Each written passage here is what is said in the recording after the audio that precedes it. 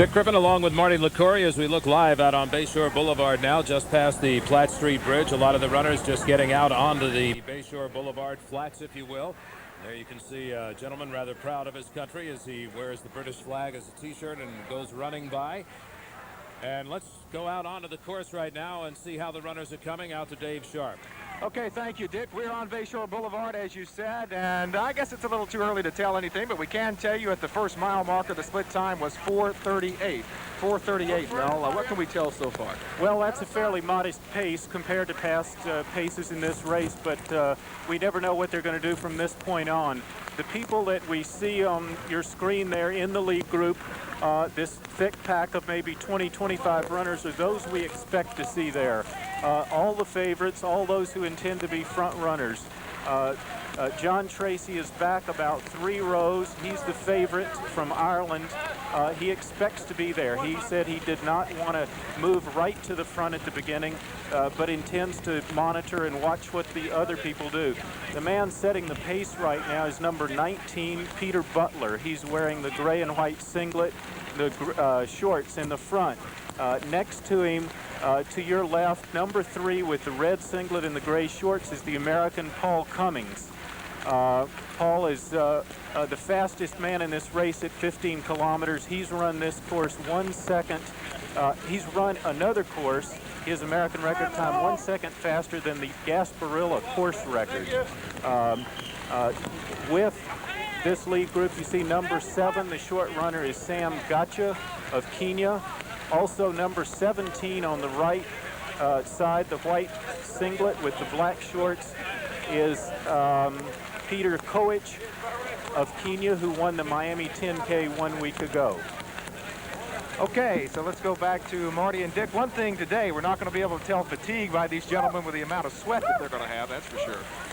Well, Marty, right away we see that John Treacy has started to position himself now and come up there, as Mel referred to the fact that he was going to lay back a little bit. It looks like his change of strategy has started to take place. Well, just as Mel wrapped up his remarks, John Treacy did move around. You see him number 1 in the white. He has gone almost to the front, and I think that is very significant. John is basically saying, I know the weather's bad, fellows, but I really pointed for this race, and we've got to run a faster time, and if I have to do it myself, I'm going to do it. He did not plan to take the lead for at least another 4 or 5 miles, so he has gone out much earlier and maybe is going to have to run this race solo. There's a lot of looking around there in the pack. There's a large pack of almost 20 men who can handle the pace at this point, and you can see just over his shoulder that John is now picking up the pace gradually, glancing over his shoulder to see if anybody is responding, and really no one is responding. Now to see the man winner, the man leader at this point for the men's division. He is getting a round of applause as he passes the location. As they come back into the downtown area, they're going to get more and more of the fans standing out there. And I guess if there's any point in the race, Marty, where you need that lift and that little extra boost of the applause in your ears, I guess that's the best point for it. It is. From 7 to about 8.5 miles will be the toughest part for John Treacy. The last mile, he knows he's only got about 4 minutes 30 seconds to go. He also knows that today, this is what's another good thing in his favor for going after a world record. He has broken the pack. He can now push himself as hard as he can and not be worried about pushing too hard and going just over that red line where you go into a semi-collapse and being caught from behind. So he's built up enough of a cushion to play it chancy and go after the record. Let's go back out onto the course to Dave Sharp and Mel Bass. Okay, thank you, Dick. We're going to be approaching the 8-mile mark pretty soon. At the 7-mile mark, the time was 32:03. 32:03 at 7 miles, and Mel had a chance to, he actually risked life and limb, I want you to know, to speak to John and standing up on top of this pickup truck. And what did John say to you, Mel, when you were talking to him? Well, just briefly, I asked John how he was feeling, and he said he was feeling good. That was just before the 7-mile point. He still looks comfortable. He's cruising right along. One development, he's got a good 150 yards on the second place runner, who is Jose Gomez of Mexico, who Gomez has pulled out about a 50-yard lead over Peter Koech of Kenya in 3rd place. So it's just a question of how fast John wants to take it in from here. We'll have an 8-mile split for you momentarily. John Treacy running alone out there. Gomez, interesting. He comes in last night and it looks like he was drafting out there for a while, and then all of a sudden he broke out in the pack. Well, that is very interesting that he would come in at the last minute and run so well. There are so many good athletes here, but you wouldn't know it from the way the race has taken shape because John Treacy has just opened it wide open. A lot of the athletes might have been discouraged somewhat by the rain. Top athletes coming here to Gasparilla knowing that the conditions are almost always ideal, and then 10 minutes before the race seeing rain. That had to be a psychological down point for some of them, but not for people like John Treacy, who grew up in Ireland running in this type of rain. So we continue to look at the pack. There's Ingrid Christensen. She looks to be pushing it a bit now as her stride. She seems to be elongating her stride a little, working the arms more. She is probably at about the 6 mile point. The rain looks kind of thick there, I would say. You can actually see they're running in puddles now. It'd be a shame if John gets in and gets his record and then the rain picks up just enough to slow down Ingrid Christensen of Norway. Something else, a little bit of curiosity in my mind right at the moment, Marty. What about the bridge, the final bridge coming back across there? It is a metal grate on that bridge, and it's got to be a little bit slick. How does that affect the runner coming back? Because if there's a point to kick, that's it.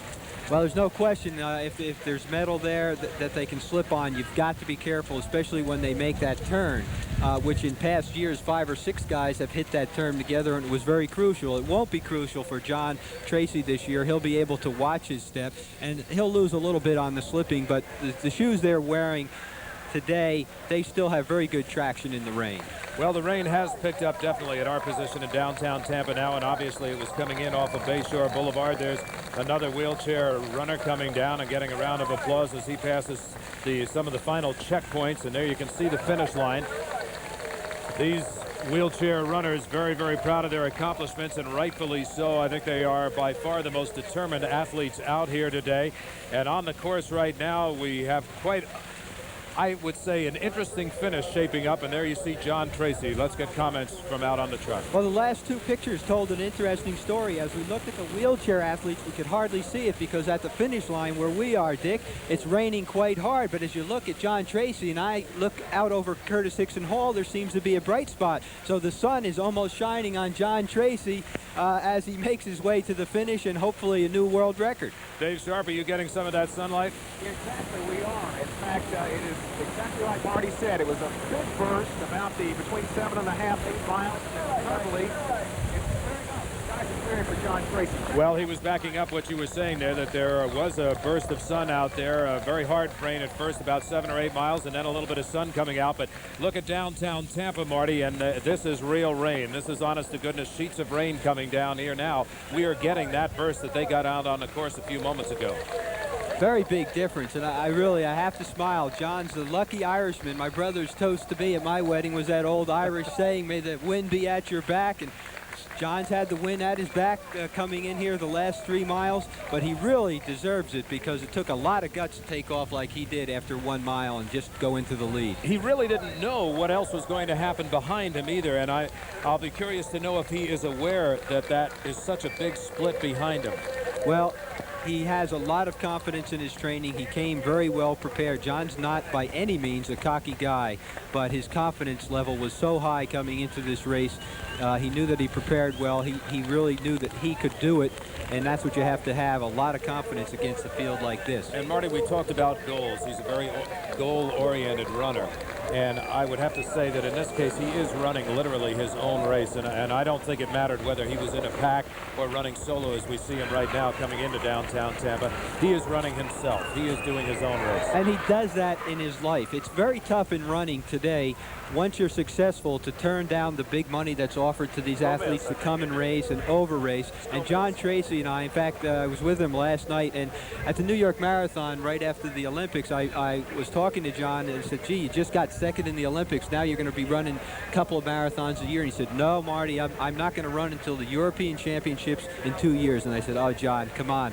When that phone starts ringing, I'll bet you $5 that you're going to run a marathon before the European Championships." And sure enough, he has turned down a lot of money just to win that $5 bet for me, and he's going to win it. He has not run a marathon since the Olympics.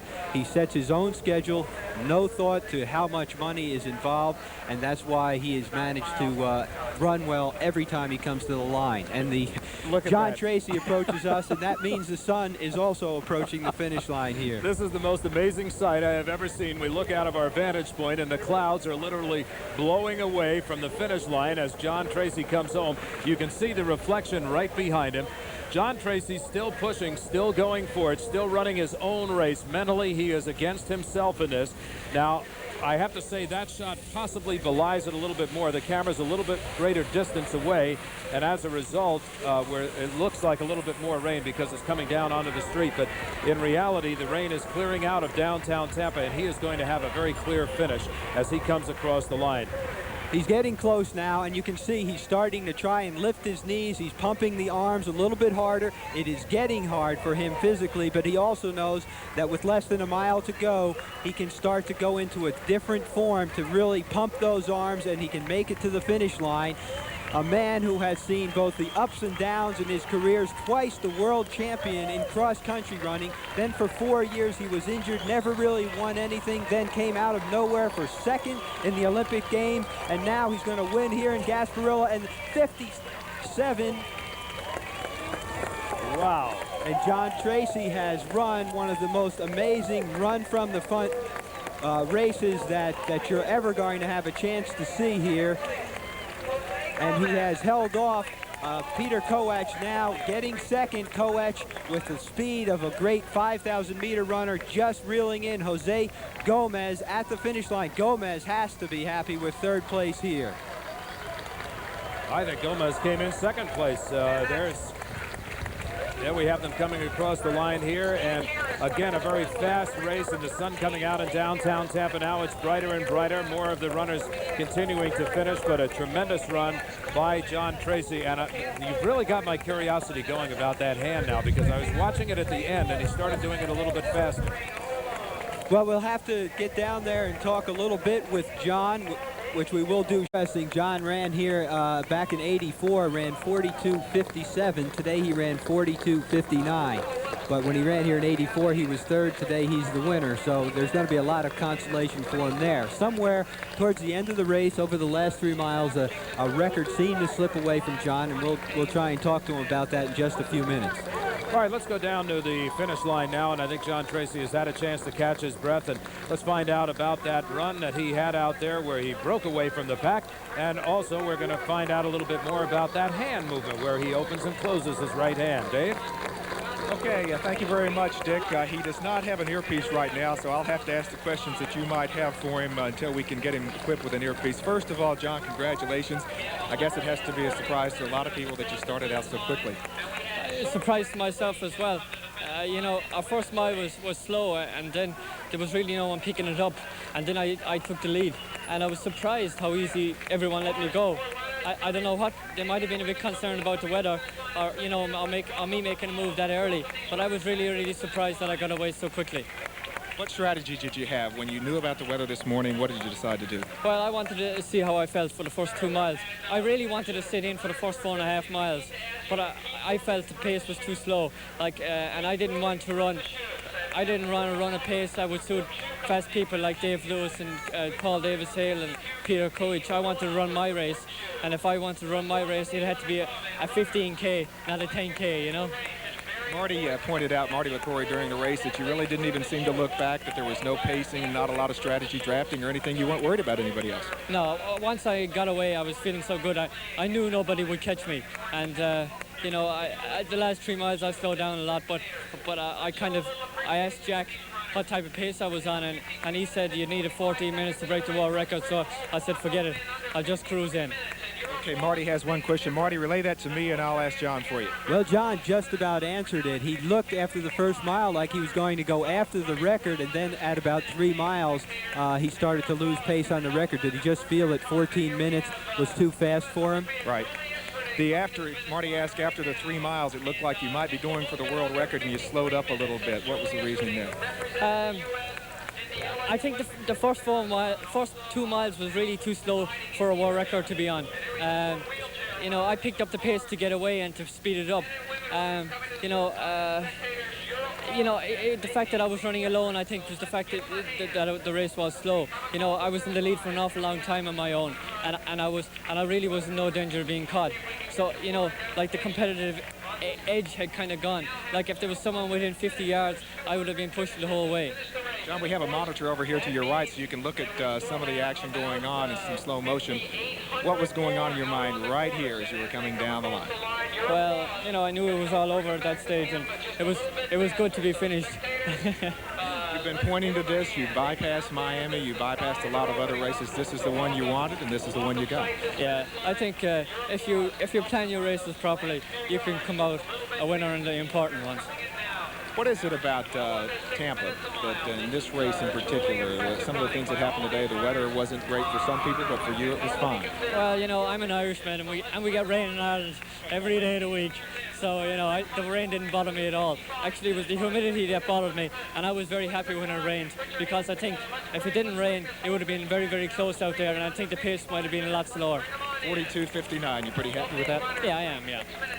Back to Dick Crippen. David, you didn't ask him about the hand. Ask him about the hand. We do need to do that. A unique style. Everybody was commenting about the right hand. Almost looks like a Seminole Warhawk. What is that all about?